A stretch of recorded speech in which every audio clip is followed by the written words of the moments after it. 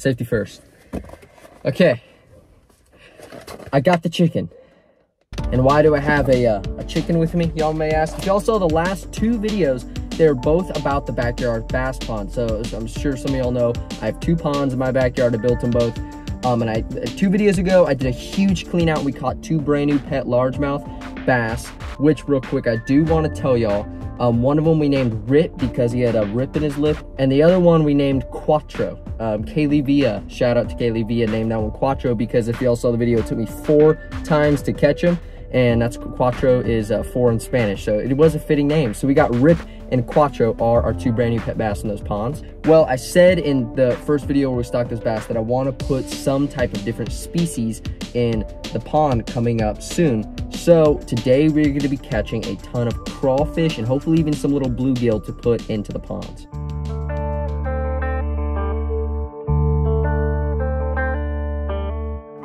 Okay, got a trap here. GoPro and a trap and chicken. That's all we need to catch these crawfish. We're just gonna go ahead and rip off ourselves. Oh yeah, nice big meaty chunk. And don't worry, I'm gonna pick up, you know, anything that's in the trap. There will be nothing left here. And also, I do highly recommend y'all make sure that it is legal if you're doing it in certain, you know, certain areas. Setting traps, even in Texas, is not at all legal. Here it is though. But once again, make sure y'all check. Don't just go set yourselves out some big old traps. Boom, let's lower this thing down and then we'll get the rest set and start fishing too. I'm gonna walk this guy over. We'll go right here, huh?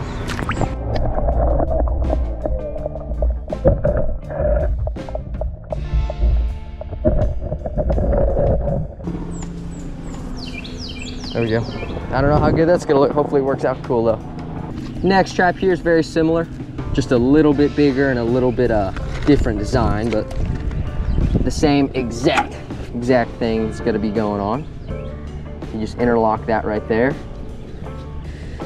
Boom, throw it overboard.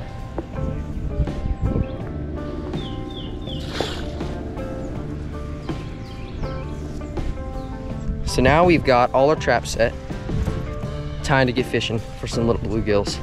So for my bluegill rig, I just got a tiny little hook on an ultralight, like a microscopic hook, a tiny little split shot, and then just a leg of a crappie jig. That's all I use to try and catch these little bluegill out here.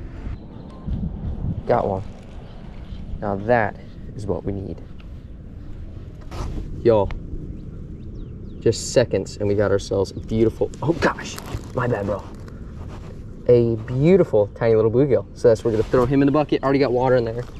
We'll get his aerator going. He's got a good life. We'll put him in the pond. First fish down. We're gonna try and do that, catch a bunch of bluegill, catch crawfish. We're ready to go.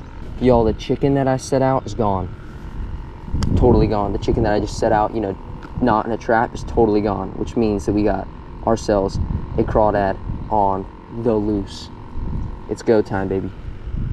Rig up some chicken. Let's go catch him. Oh, there he goes. He got it. He's on. He's on. We got him. There we go, y'all. Crawfish number 1. Exactly what we're going after. He's got a lot of grass on him. Perfect size to put in the pond. Throw him in the bucket. It's go time. They're here.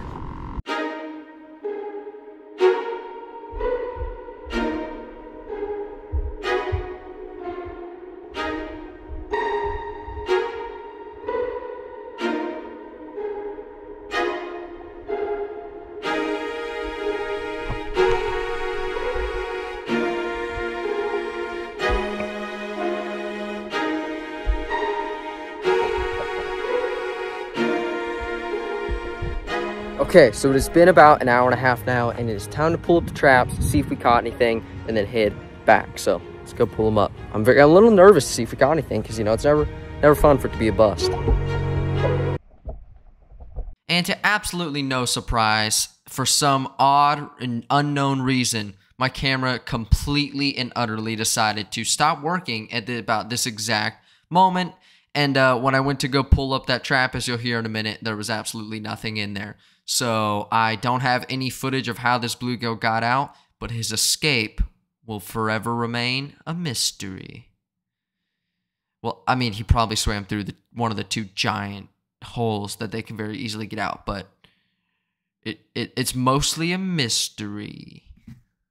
Okay, I pulled all the traps up, and we only had a couple bluegills, all we had. So, unfortunately, all we caught was one crawfish, but the good news is we did catch a ton of bluegill. Y'all can see them all in there. So, we're gonna go ahead and jump in the Jeep, get back, and I will meet y'all at the ponds. We're gonna put them all in. I'm assuming it's gonna be like half feeding frenzy, half fish and crawfish in their new home. So it'll be a mixture of feelings, let's say. But we're gonna get them all set up, get them in there, and it's time to get back home and release all these guys into the ponds.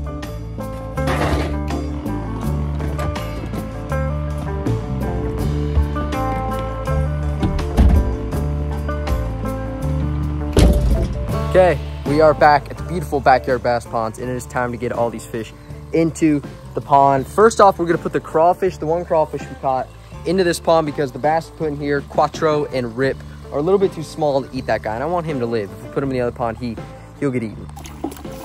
Turn off the aerator, got the bluegill. Bluegill's going crazy. It's gonna be a struggle to grab this guy without getting just absolutely destroyed. Okay, let's get a better grip on this dude. Now that he is out, look at him though. He's a feisty little dude, ready to go into the pond. There we go. Now we got him. Now we've got him. Beautiful little crawdad going in.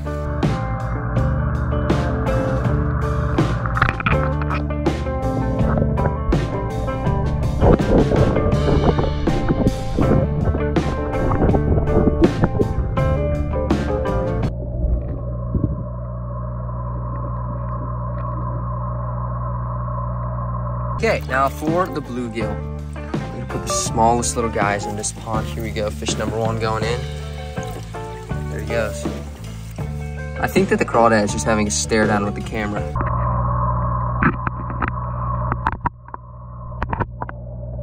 This guy, will release him up shallow, give him a good chance.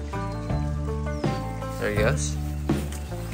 So we got a couple bluegill left, and I think as for now, we're gonna put this one in here because we got a lot of bass in this pond now. Boom, there he goes.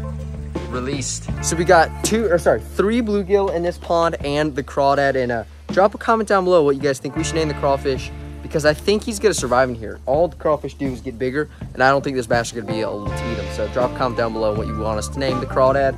And I'm gonna off camera, I'm gonna catch more and put them in here, because I want a lot of crawfish in here. I want 15 in each pond, not one in one of the ponds. So y'all don't worry about that. We're gonna put more crawdads in, but now let's head over to the other pond and get the rest of the fish in. Check it out, there's Rip, by the way. Little update for y'all. You can see his Rip, it's on the other side of his mouth. See that that's it right there. We put some stuff in there in the last, or 2 videos ago, when we put him in here to heal him up. And I think it's working, because it looks a lot better. Look at that, how cool is it to have a big old largemouth bass in the backyard bass ponds again. Our bass is right there. Let's see if we can get him to eat one. Ready? Here we go. Thank y'all so much for watching this video. I know it's a little bit shorter, a little bit different, but I've been wanting to put some type of bait fish in here, so I'm excited to get it started. We only put a couple bluegill in each and one crawdad, but like I said, off camera, I'm gonna put a ton more in here. We're gonna get these ponds fully loaded with bait. There's still a ton of mosquito minnows, and everything's just looking beautiful. Elephant ears plants are starting to green up just like I thought, so super excited. Thank y'all again for watching, and backyard bass ponds are coming back. I will see you on the next fishing adventure. Till next time, adios.